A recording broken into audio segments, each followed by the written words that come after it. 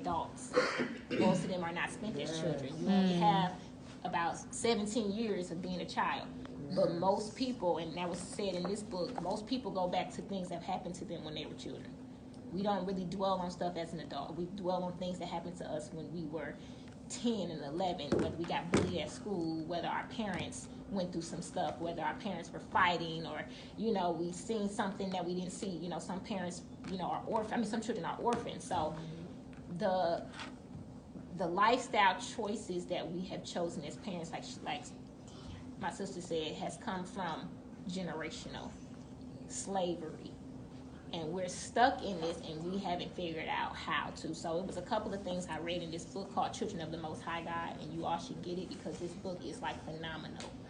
Phenomenal. It starts with before you even have a child. And if we actually go back to understanding the conception process, that it doesn't start when you're pregnant. It starts actually when you're children, just having the thought of wanting to have a child. Because there's a lot of people that grow up that don't want children because of the childhood that they were raised in or the people that they were around. They already don't want children. And I'm going to read a little bit of something that kind of stood out to me. It says first, this is page 202. As parents, we understandably comfort ourselves by saying we did the best we could. Children don't come with any instructions, Many parents are doing the best they can, making daily decisions based on what they know. Some parents know better, yet for one reason or another refuse to do better. But we will argue that most parents have simply never been taught how to rear their children, so they begin at a great disadvantage. Childbearing can be a very sensitive topic because no mother or father wants to be charged with being a bad parent. However, the art and science of childbearing are far too important not to speak straight words. So here we go. And it says, unfortunately, there are in fact a lot of really bad parents out there, but for the most part, it's not their fault. Our hope is that if parents and potential parents become aware of the presence of a master teacher, God in person, and know that he generously shared how to best live this life and how to rear future generations, then we will take advantage of such knowledge and seek to become parents.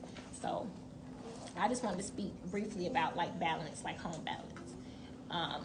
When it comes to children, whatever they see, that becomes them.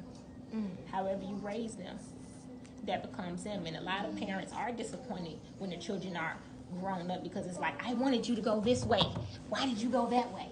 Even if they come back and do a 360, they had to go through all this pain and all these things in life that took them off course. And then finally, and then we'll say, okay, well, God wanted them to learn on their own. But there's a lot of things as parents, speaking of myself, that we could have done better, with our children. When it comes to first, like I said, conception, when you have a child, who you choose as a mate. Who you choose as a mate. And for me, my mother was a single mother. My dad was never in the house. There was no man in my house growing up. I've never had a man there. So I didn't get a man tell me, I love you, baby, do this and do that. So when I grew up, as I was strong, I was in college, I was doing my own thing, but I never had a picture of that mate. Who can I look for as a mate for my children when I don't even know the characteristics of what I'm supposed to be looking for? And we base everything off of what we see on TV. And we make the wrong decision, and it causes us to be single parents.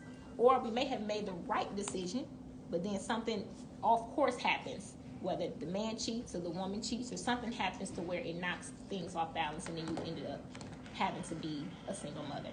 And then even then, you may have a parent that may help with the children, but 9 times out of 10, we have parents that don't want to help, the co-parent. They don't really want to help in the raising and rearing. And we're not talking about just financial, because the thing about children, they need more than financial. They need fathers that love them and show them that they love them, that wants to take part of rearing these children and putting them in a better environment so that they can be the men that we need. I know the minister said something a long time ago, and this is Minister Louis Farrakhan, that a lot of women pray for good men. But we killing our children with having abortions and things like that, and the answer to our prayers is in our wombs. It's from our wombs. So the men and boys and grown men that we have now, that was somebody's child. So we can get mad all day long, but guess what? Those children, those boys were reared up by the woman, a mother. So for me, like I said, I wanted to talk more about home balance. Like for me, it's hard when, you know,